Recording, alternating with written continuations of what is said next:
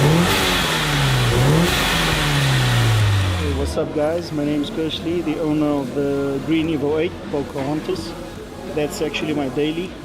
It was my first Evo I purchased. I wanted something in the 4-cylinder class to compete with the Golf Rs, the Audis. So Evo was the natural choice for me. I love the Evos. I love JDM firstly. It started out as a stock Evo, stockish. It had a few bolt-ons, running a bit more boost, but as you know, we always want more. I decided to do it up a bit, change the look of the car, make it stand out, make it look aggressive. I also wanted something that could compete on track days. So this car was not built for straight line racing. It was built to do some time attacks, king of the mountain, circuit racing. So I have the Varus bonnet, Varus fenders, wide body fenders. It's the only wide body or Evo 8 in South Africa that I know of.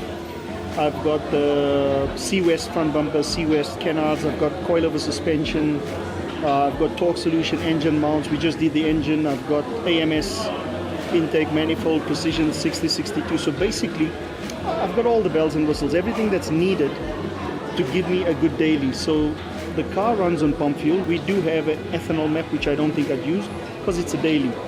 We're making 315 kilowatts at the wheels for daily, which is quite strong. I think for me the purpose of building this car was to have a street car and a daily, and I believe a street car is one that can go through a roadworthy test without paying the officer to get it through, and also one where you can roll up to the filling station, put in fuel and run it. That's a street car to me, and that is exactly what I built here.